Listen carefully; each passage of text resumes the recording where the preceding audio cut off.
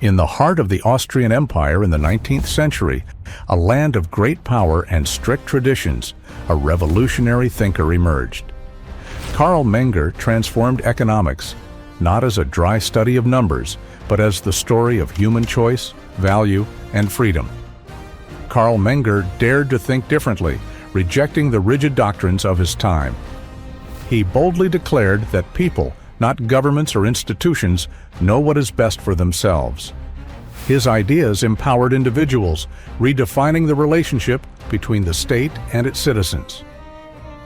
From mentoring the emperor's son to stabilizing Austria-Hungary's monetary system under the gold standard, Menger's ideas left a lasting impact on both the ruling elite and everyday people.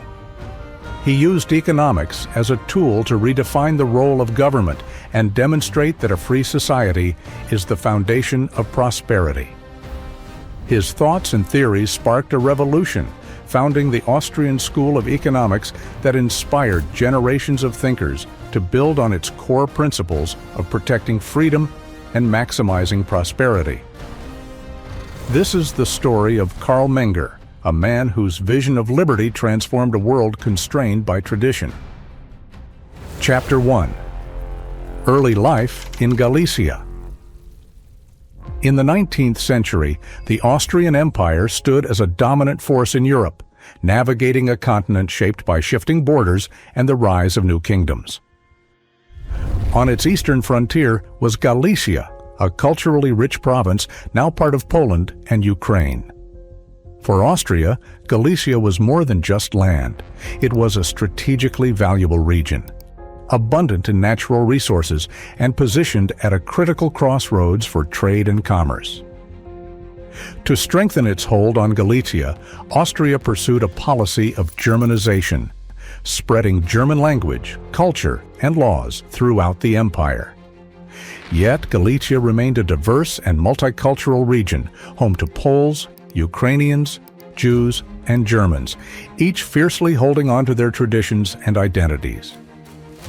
Despite occasional tensions, this cultural mix thrived, making Galicia a key part of the empire's agricultural backbone, with farming at the heart of its economy. Austria's expansion into Galicia wasn't just about policies.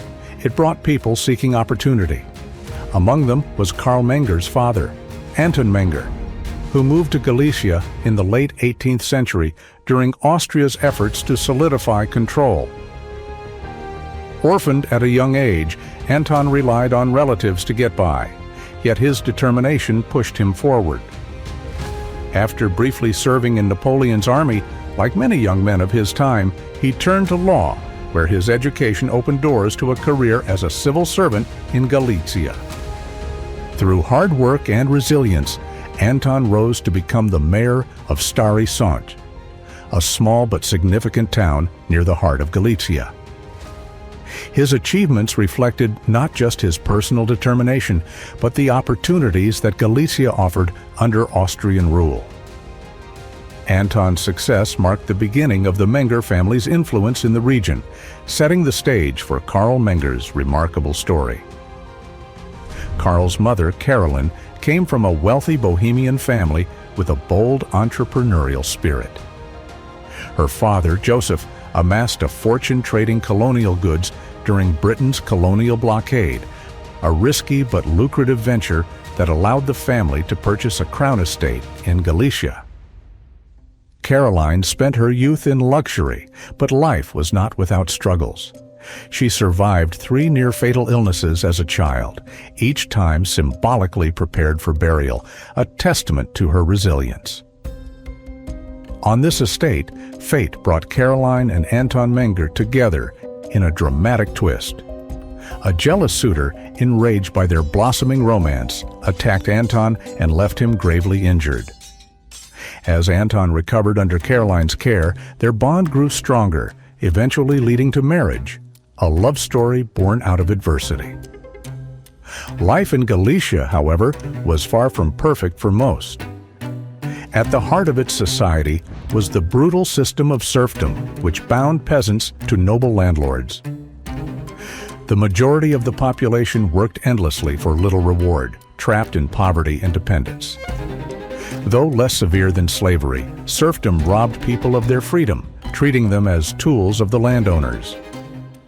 Carl Menger was born into this world on February 23, 1840.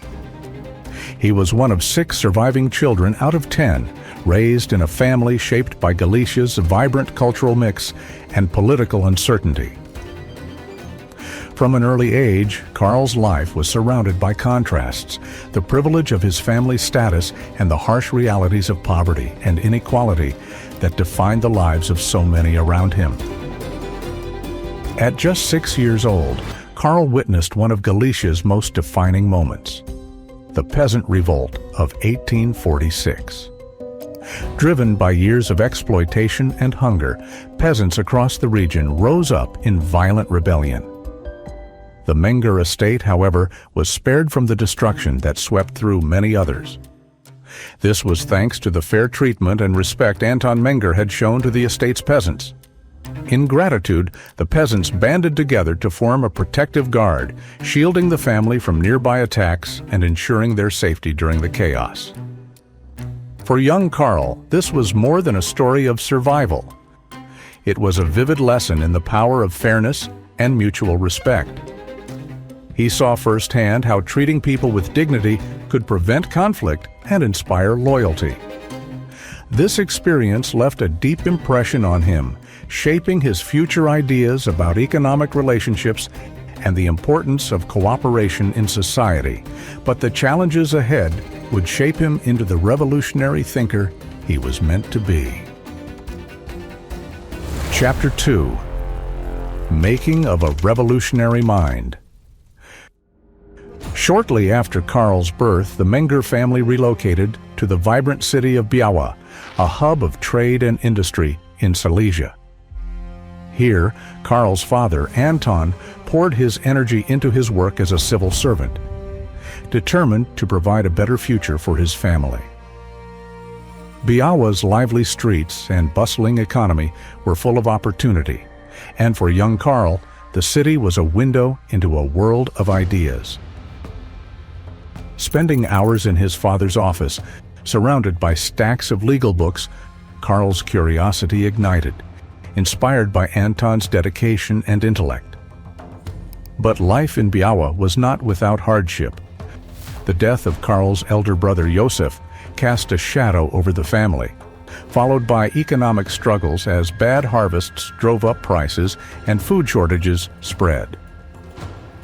These challenges culminated in the revolutions of 1848, as peasants and workers across Europe rose up, demanding justice and reform.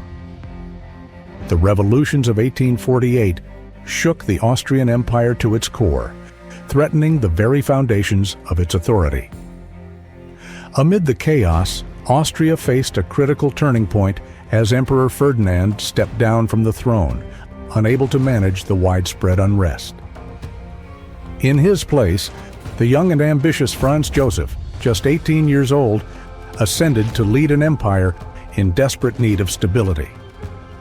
To end the revolts and restore order, Franz Joseph took bold steps to modernize Austria, including the abolition of serfdom, a monumental reform that freed millions of peasants from centuries of oppression. With this act, combined with sweeping legal modernization, the empire's young leader began to reassert control, solidifying his power across Austria's vast and diverse territories. Amid these turbulent times, Anton was honored with an invitation to represent Galicia at the Frankfurt Parliament, a testament to his respect and influence. But his health was failing, and he couldn't accept the invitation. Later that year, Anton was diagnosed with pneumonia, leaving the family without its guiding figure. His loss was a devastating blow. Resilient and resourceful, Caroline stepped into the role of protector and provider with remarkable strength. She became the backbone of the Menger household, ensuring her children continued to receive the education and values Anton had worked so hard to provide. Later in life, Carl often spoke about his mother's sacrifices, expressing deep appreciation for the strength and dedication she had shown in raising him and his siblings. Anton's guidance and values left a profound mark on Carl, shaping how he saw the world. Caroline, deeply devoted to faith and education, ensured her children received the best schooling possible. Growing up, Carl was surrounded by books, lively family discussions, and stories of resilience. Visits to his grandparents' estate taught him the fundamentals of rural life and trade, providing early glimpses into the concepts of value and exchange, ideas that would one day revolutionize economics. Under the leadership of young Emperor Franz Joseph, the Austrian Empire focused on developing an educated elite. Schools emphasized discipline, classical studies, and loyalty to serve the empire's ambitions. It was in this environment that Carl Menger began his education. Carl's early education started in Biała, where he attended elementary and middle school between 1843 and 1851. Though a strong student, Carl voluntarily repeated a year due to his young age. In 1851, at just 11 years old, Carl and his older brother Max were sent to a prestigious Catholic school in Cieszyn, known for its rigorous academic standards. At Cieszyn, Carl's studies focused on ancient languages, literature, and philosophy. He became fluent in Latin, Greek, French, and even learned some English, a rare skill in the Austrian Empire. During this time, Carl and Max began questioning the strict Catholic environment of their school. Influenced by free-thinking literature, they gradually moved away from religious beliefs and developed a more secular outlook. Their intellectual abilities flourished. Carl excelled in mathematics, even tutoring younger students. While he mastered the classical curriculum, he craved practical knowledge and innovative ideas that could address real-world challenges. In 1857, at 17, Carl and his younger brother Anton moved to Opava, a bustling administrative center of the empire. The city's vibrant intellectual scene inspired Carl to explore new ideas. He spent countless hours in the library, delving into Enlightenment philosophy and developing a spirit of independent thinking. This period was pivotal in shaping Carl's intellectual growth and his growing willingness to challenge authority. Carl's confidence as a thinker blossomed. In a bold move, he wrote a provocative pamphlet criticizing one of his teachers. Though the pamphlet is lost to history, it revealed Carl's readiness to question rigid ideas and authority, a trait that would define his future work. In 1858, Carl moved to Krakow to complete his high school education. Immersed in Krakow's rich culture and patriotic energy, Carl was inspired by figures like Tadeusz Kościuszko, the Polish hero who fought for freedom alongside George Washington.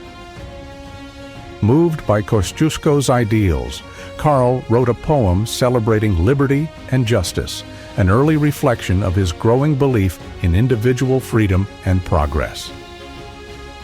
By the spring of 1859, Carl graduated from high school with high honors. He left with a profound respect for humanism, enlightenment, and the transformative power of free-thinking individuals. These prepared Carl for the next chapter of his life at the University of Vienna, where deep thinking and bold pursuits would define his path forward. Chapter 3. Ideas in the Halls of Academia. At 20, Carl Menger arrived in Vienna, ready to embrace the energy of the empire's political and cultural heart. Following in his brother Max's footsteps, he enrolled at the prestigious University of Vienna to study law, where economics was still a discipline under the law school. Vienna offered Carl endless opportunities to expand his mind, but he didn't stop there. He soon transferred to Charles University in Prague, eager to broaden his horizons in a city alive with intellectual and cultural exchange. Prague placed Carl at the intersection of German and Czech cultures, where new ideas and revolutionary thinkers surrounded him. Here, He broke from tradition, embracing fresh perspectives and diving deep into subjects of law, philosophy, and human behavior, laying the groundwork for what would become his revolutionary economic theories. In the lecture halls of the Carolinum, Carl stood out, especially in Alois von Brinz's classes on Roman law, where he earned high honors. His curiosity led him to study economics under Peter Mischler, a prominent German economist.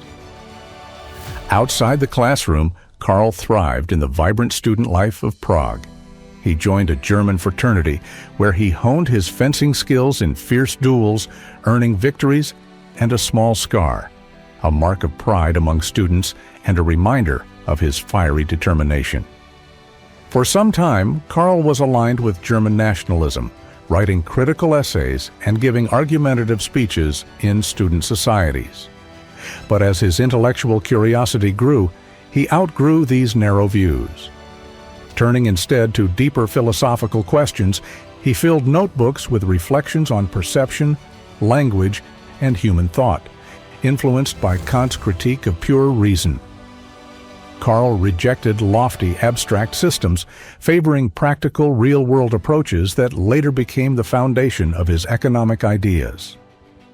By 22, Carl's intellect was flourishing. In 1862, he penned a sharp critique of communism, exposing its flaws and its restrictions on personal freedom.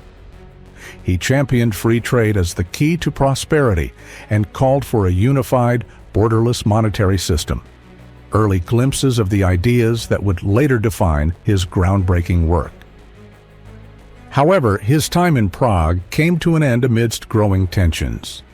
A public dispute with the dean over rigid academic rules tarnished his relationship with the faculty. While Carl completed the coursework for his doctorate in law by 1863, he refused to take the final exams, standing firm against what he saw as unnecessary bureaucracy. Carl's time in Vienna and Prague shaped him into an independent thinker, unafraid to challenge convention and eager to explore new ideas. His journey was just beginning, but the seeds of his revolutionary theories were already taking root. If you're enjoying the video, please take a moment to like it and subscribe to my channel for more insightful content. Don't forget to comment below and share your thoughts on how Carl Menger's teachings about individual choice and economic freedom resonate with you today. Chapter 4. From Journalism to Intellectual Awakening. By the 1860s, the Austrian Empire was undergoing rapid change, with political and social reforms reshaping its very foundations.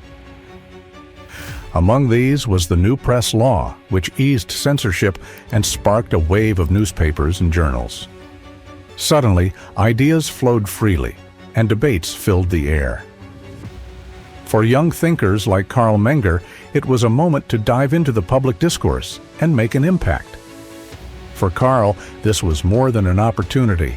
It was a calling. He turned to journalism, eager to bring his analytical skills to real-world challenges.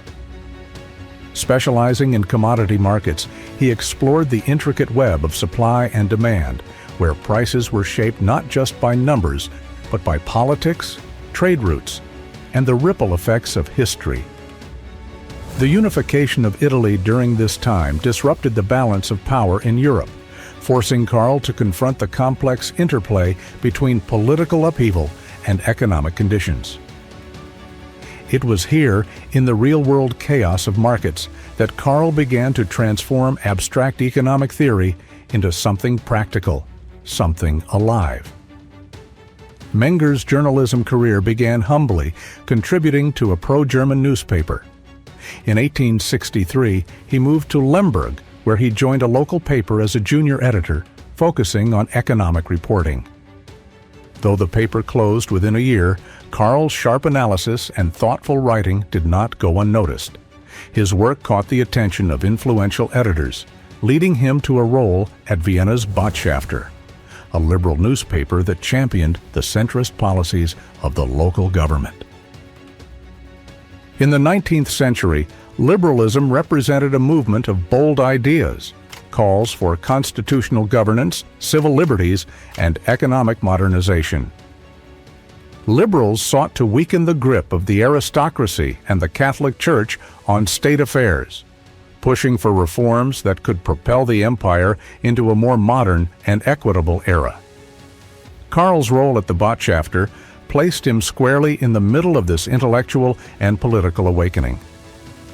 Through his journalism, Carl Menger honed his ability to connect economic theory with the everyday realities of people's lives. The debates he witnessed and the ideas he explored during this time were not just stepping stones. They were the sparks that would ignite his revolutionary vision for economics. Carl's time at the Botschafter had been short but transformative, igniting his passion for creating platforms where ideas could thrive.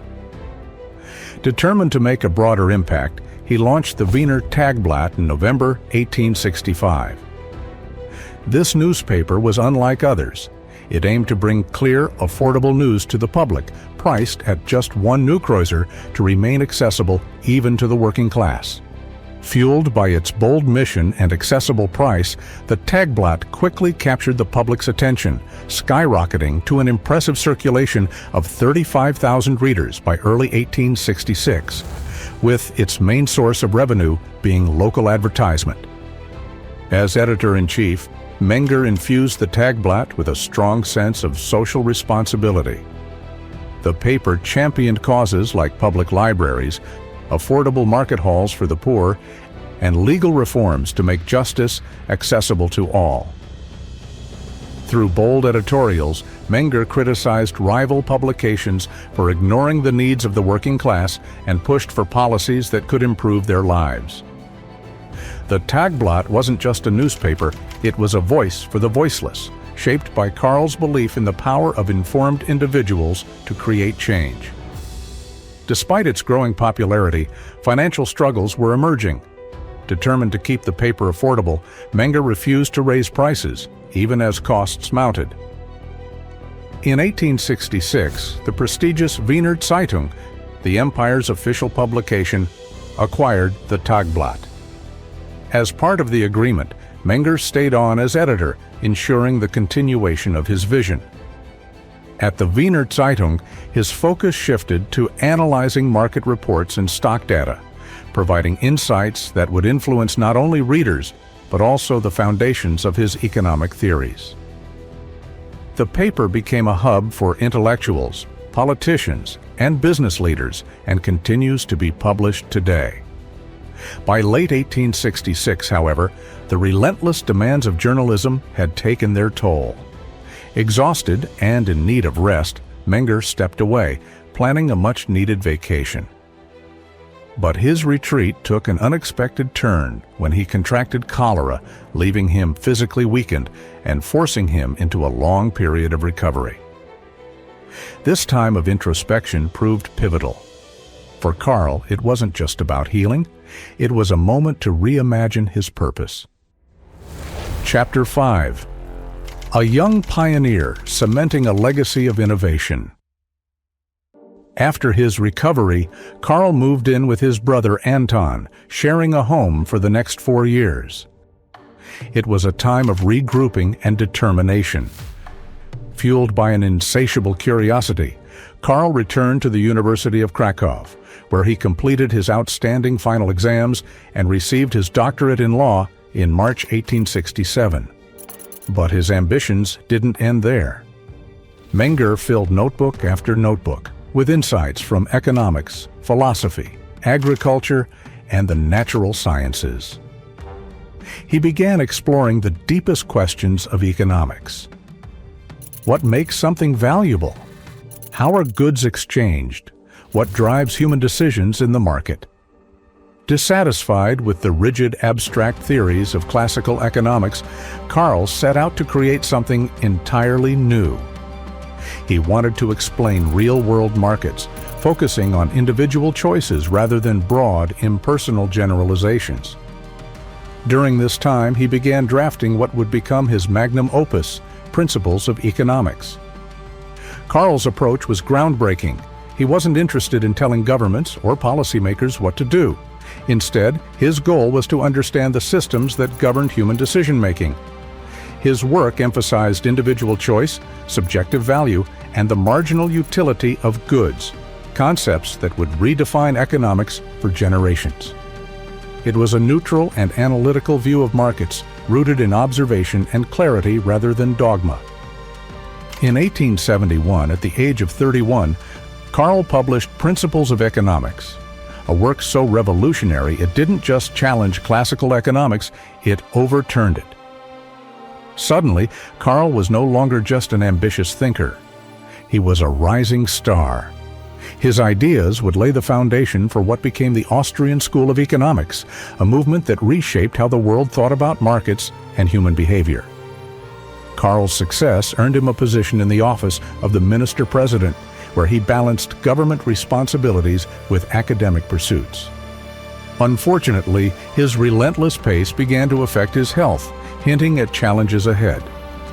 A severe back injury and ongoing health problems forced him to step back, and in the summer of 1873, he resigned to focus on recovery.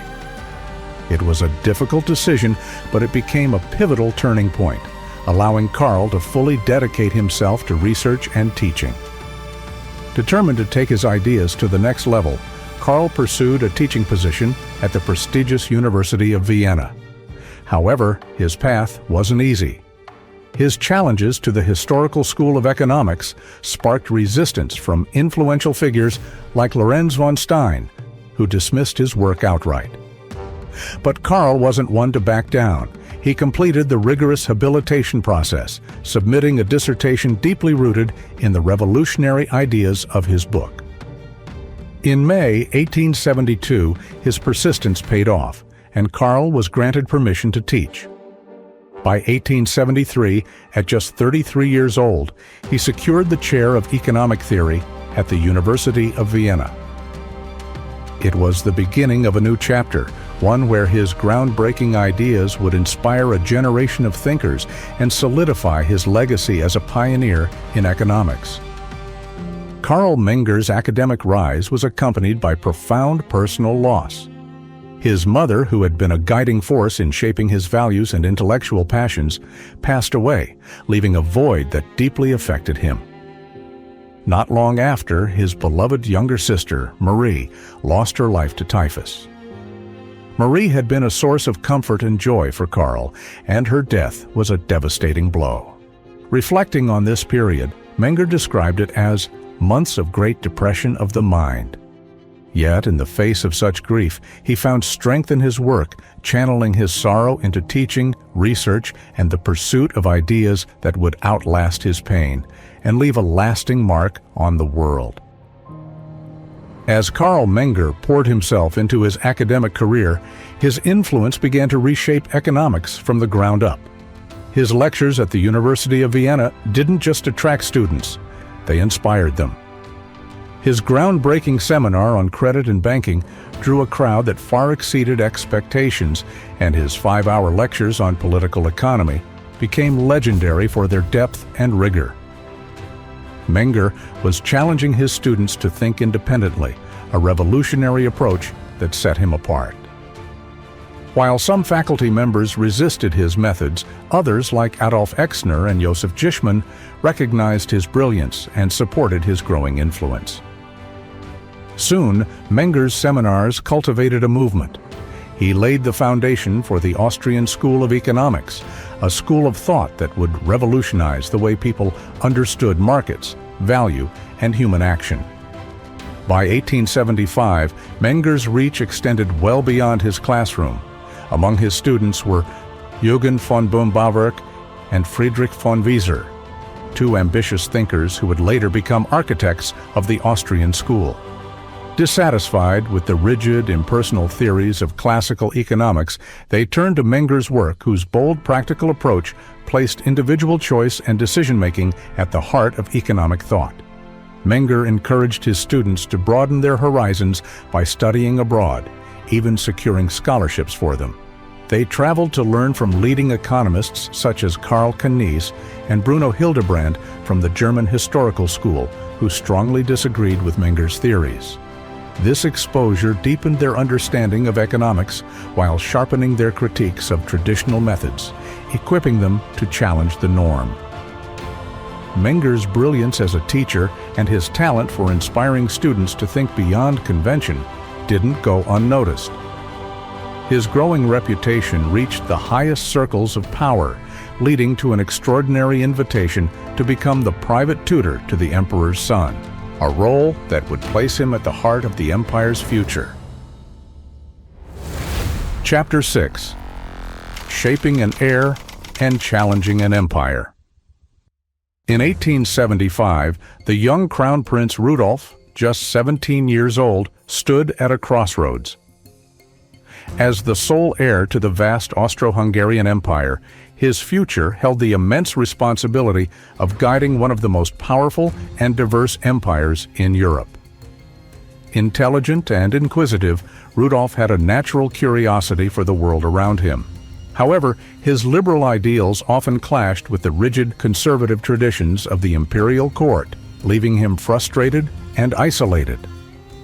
Recognizing the need for a forward-thinking education to prepare Rudolf for the challenges ahead, his mentor, Joseph Latour, sought a tutor who could guide him in the critical subjects of political economy and statistics. The search led to Carl Menger, whose rising reputation as a brilliant economist and clear communicator made him the ideal candidate.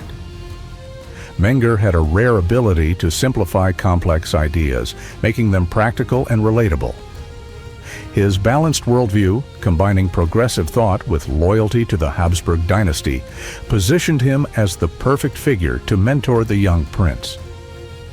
For Menger, this was an extraordinary opportunity to shape the mind of a future emperor and influence the fate of the empire itself. At the invitation of Emperor Franz Joseph, Carl Menger joined the royal court, stepping into a world of opulence and power. This new role brought him face to face with the empire's most influential figures, and occasionally the emperor himself. He left his post at the University of Vienna while retaining his title as professor to focus entirely on tutoring Crown Prince Rudolf. It was a pivotal chapter in his life, an extraordinary chance to shape the mind of a future emperor. With his groundbreaking economic ideas, Menger brought intellectual rigor to the very heart of the Austrian monarchy, laying the foundation for ideas that could influence an empire. In January 1876, Carl Menger, at the age of 35 years old, began his work.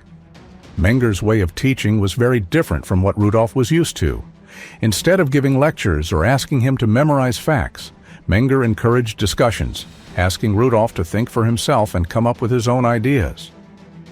His lively lessons helped Rudolf to grow more confident in his thinking.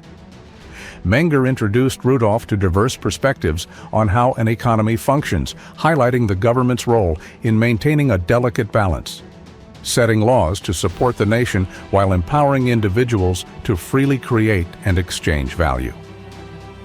Menger gave Rudolf a clear and practical understanding of economics, helping him foresee the challenges he might face as a future emperor. Carl Menger and Crown Prince Rudolf shared a unique and deep bond that extended far beyond traditional lessons. In 1876, their relationship grew as Menger accompanied Rudolf on extensive travels across the Austrian countryside, Hungary, Paris, London, Scotland, Switzerland, and Ireland. These journeys blended leisure with intellectual exploration and included visits to major institutions like the British Museum and the Bank of England. Along the way, they met influential figures such as Otto von Bismarck, the Prime Minister of Prussia, and Hermann von Helmholtz, a renowned physicist known for formulating the law of conservation of energy. Menger's diary from this time highlights his deep conversations with Helmholtz, who emphasized using experiments and measurable results as the foundation of scientific understanding. This empirical approach strongly resonated with Menger and influenced his teaching and thinking. Through their travels, Menger expanded Rudolf's understanding of critical ideas such as civil liberties, economic freedom, and private property. At the same time, he cautioned the prince against the dangers of socialist and communist ideologies. Despite his growing recognition, including being offered the prestigious Order of the Iron Crown by Emperor Franz Joseph, Menger declined the honor. He viewed such titles as meaningless for a scholar, reflecting his modest nature and disdain for aristocratic excess. This attitude resonated with Rudolf, who shared a similar skepticism toward the rigid traditions of the Habsburg court. Rudolf himself was a man of contradictions, intelligent, progressive, and deeply frustrated with the conservatism of the empire. His liberal ideals clashed with the court's rigid traditions, leaving him disillusioned about his future role as emperor. While admired for his intellect and vision for reform, his dissatisfaction with the empire's unwillingness to change fueled doubts about his ability to lead effectively. Rudolf's frustrations led to a bold and secretive collaboration with Menger. Together, they worked on a daring project to expose the shortcomings of the Austrian nobility. Rudolf, angered by the nobility's ignorance and resistance to change, penned sharp criticisms. Menger, recognizing the potential backlash, softened the tone, offering constructive suggestions on how the aristocracy could better serve society. They knew the risks. If their involvement was discovered, Rudolf's position as heir could be jeopardized and Menger's career would be destroyed. The project was carried out in utmost secrecy. In February 1878, a pamphlet criticizing the Austrian nobility was published under the pseudonym An Austrian, with its true authors carefully concealed. Rumors swirled about its authorship, and some accounts suggest that Menger's brother Anton played a role in its publication to shield Rudolf and Menger from potential fallout. Despite the risks, Menger supported Rudolf's desire for reform. Both men shared a vision of progress, believing that reason and fresh ideas could lead to a better future for Austria and its people. Their partnership, forged in secrecy and mutual trust, symbolized their shared hope for bold changes that could reshape the empire. A vision left unrealized but filled with the promise of transformation. Chapter 7. A tragic collapse of promise and purpose. While Menger empathized with Rudolf's frustrations, he served as a calming influence, cautioning against actions that could jeopardize his future. In 1878, Emperor Franz Joseph appointed Menger as chair of political economy at the University of Vienna, marking his return to academia. By 1881, his influence had grown, earning him the role of dean of the law faculty, where he successfully pushed for economics to be recognized as an independent academic discipline.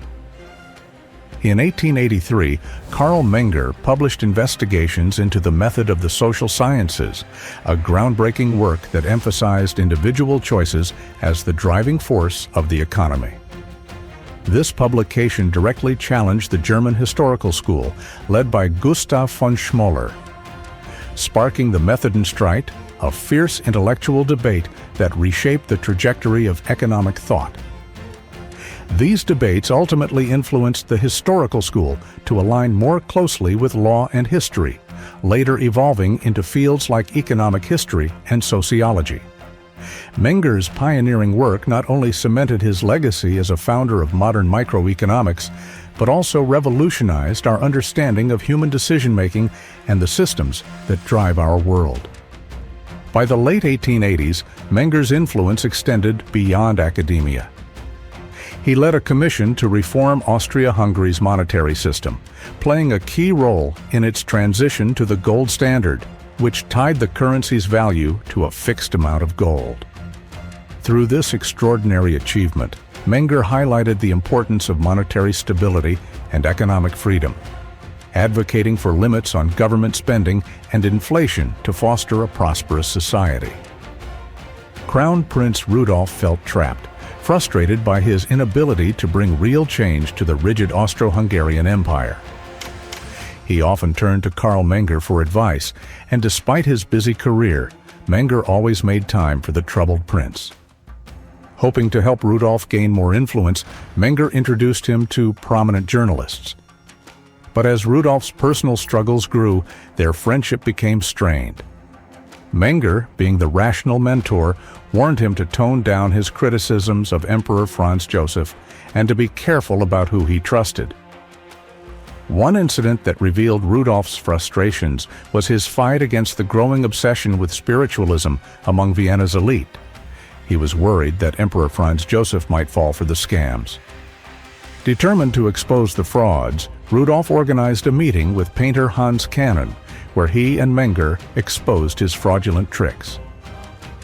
Rudolf later wrote an anonymous pamphlet criticizing spiritualism, with Menger quietly supporting him. While the episode showed their shared dislike for superstition, it also left Menger increasingly worried about Rudolf's impulsive behavior. By 1888, Rudolf's decline was apparent. Menger noted in his diary the prince's deteriorating appearance and growing dependence on alcohol. The bright, ambitious student Menger had once mentored was losing control. Their final meeting that year revealed Rudolf's deep despair, foreshadowing the tragedy to come. Though they exchanged letters afterward, their communication lessened, reflecting the growing distance between them. On January 30th, 1889, Rudolf committed suicide at Meierling alongside his young mistress, Mary Vetsera. The shocking event sent waves through the Habsburg Empire and marked a devastating loss for Austria. Menger's diary captured his grief and anguish. Horrible, a heavy loss for Austria and all of us. Rudolf's death not only severed Menger's connection to the imperial family, but also ended his diary keeping, leaving a profound void in his life. For Menger, Meierling was more than the loss of a student and confidant. It was a stark reminder of the fragility of the Habsburg Empire. Chapter 8: A Legacy of Ideas Across Generations. By the late 1800s, Carl Menger's reputation as a brilliant and engaging teacher had made him one of the most sought-after professors of his time. During his final years of teaching, American economist Henry Seeger traveled to Europe in 1892 specifically to attend Menger's lectures. Seeger marveled at his unique style. Menger spoke with a little reliance on notes, presenting ideas so clearly and simply that even unprepared students could follow, while still challenging the sharpest minds. He admired how Menger led students to think for themselves, guiding them to uncover conclusions in a way that reflected the historical development of economic ideas. Menger had a rare gift for combining deep philosophical insights with plain, relatable explanations. His lectures were as thought-provoking as they were approachable, inspiring a generation of economists who embraced his vision. More than just a teacher, Menger was a mentor, encouraging students to think critically and independently. This hallmark of his teaching not only made him a transformative educator, but also cemented the legacy of the Austrian School of Economics. By 1900, Carl Menger's contributions to economics and public life earned him the prestigious title of Hofrat, or court counselor, as well as a seat in the Austrian Imperial Council. In this role, Menger applied his economic expertise to national policy, further cementing his influence. In 1902, at the age of 62, Menger became a father to his son, Carl Menger.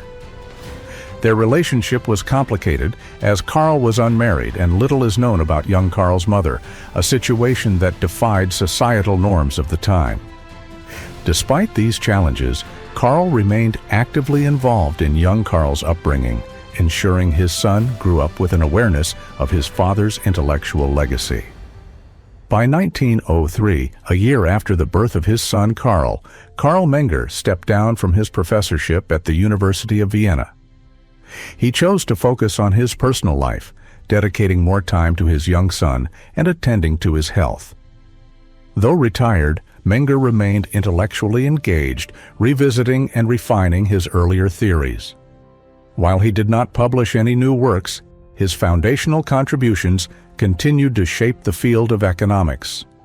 Through his students Jürgen von Bohm-Bawerk and Friedrich von Wieser, his ideas influenced the next generation of economists, including Ludwig von Mises, solidifying Menger's legacy as the founder of the Austrian School of Economics.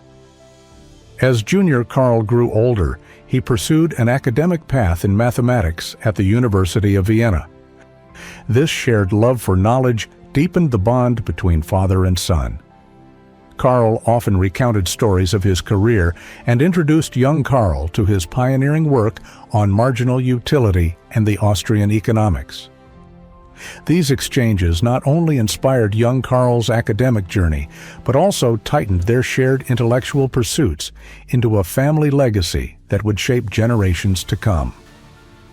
In 1910, for his 70th birthday, Carl Menger made an unusual and heartfelt request. He asked economists from around the world to send him their photographs. The response was overwhelming, with colleagues and admirers from many countries honoring him with their pictures.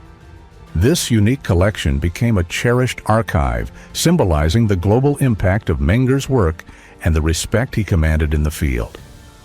Carl Menger's passion for knowledge was also reflected in his extraordinary private library. By 1911, his collection had grown to an estimated 25,000 volumes, making it one of the most impressive private libraries in the Austro-Hungarian Empire. Spanning economics, philosophy, law, history, and political science, the library included rare and influential works, underscoring Menger's intellectual curiosity and lifelong dedication to scholarship. Franz Joseph, the long-reigning Emperor of Austria and King of Hungary, passed away on November 21, 1916, at the age of 86, marking the end of a nearly 68-year reign. Just 2 years later, in 1918, the Austro-Hungarian Empire dissolved following its defeat in World War I. Austria became a republic, a shadow of the vast empire it had once been. By the time World War I began, Carl Menger was in his mid-70s, increasingly withdrawn due to his age and declining health. Despite his reclusiveness, he remained committed to ensuring young Carl's education, laying the foundation for his son to become a celebrated mathematician. Carl Menger passed away on February 26, 1921. Tributes to him focused on his monumental contributions to economics, offering little insight into his personal life. Even Friedrich von Wieser, a close associate, had to rely on young Carl for biographical details. This lack of personal records was largely due to Menger's own actions. Around 1912, he destroyed much of his correspondence, telling his son, "Here I am burning my biography." This deliberate act left future scholars with limited material to piece together his life, ensuring that his legacy would be defined by his intellectual contributions rather than his personal story. Carl Menger's perfectionist nature left much of his work unpublished, including plans for additional volumes of Principles of Economics. In 1923, his son, Carl, published a revised edition of his father's notes, preserving a portion of his legacy. During the 1930s, young Carl took an interest in his father's family history, traveling to Poland and Czechoslovakia to visit places tied to Carl's early life. Despite gathering valuable information, he never published any additional material about his father. Encouraged by economist Friedrich Hayek in the late 1970s, Carl began writing a biography of his father. Draft chapters were shared with Hayek and other economists, but the project remained incomplete at the time of Carl's death. Carl Menger's remaining papers and materials were eventually donated to Duke University by his granddaughter, Eva Menger. Meanwhile, young Carl Menger became a distinguished mathematician, making significant contributions to geometry, calculus, and mathematical logic. As a professor, he taught at the University of Vienna and later the Illinois Institute of Technology. leaving a profound legacy in modern mathematics alongside his father's impact on economics. Chapter 9. Carl Menger's Vision for Prosperity. Carl Menger believed that you are at the heart of the economy, shaping it with every decision you make. As you trade your time and energy for money, and your money for goods and services, you create a powerful force, creating mutual benefit for both the buyer and seller. As long as this trade is done freely, each individual gains something they value more than what they have given up. To Menger, money was a vital tool in this process, but only if it remained free from government interference. He warned that actions like printing excess currency or manipulating interest rates disrupt this balance, benefiting the few at the expense of the many. For Menger, true prosperity could only be achieved through the freedom to make your own choices. Menger's vision extended to the freedom of the press, seeing journalism and reporting essential for holding power accountable. He believed that by equipping individuals with truthful and updated knowledge to make informed decisions, everyone in the economy would benefit. His life was a testament to intellectual courage, unwavering integrity, and a relentless pursuit of truth. Today, Menger's ideas continue to shape how we live and make decisions. He understood that just like how natural laws guide the physical world, human choices guide the economy. Menger believed that by questioning, observing, and analyzing, we can discover the principles that lead to freedom, prosperity, and progress. Thank you for staying until the end. It's viewers like you who truly value exploring meaningful ideas. If you enjoyed this video, please give it a like and subscribe for more thought-provoking content.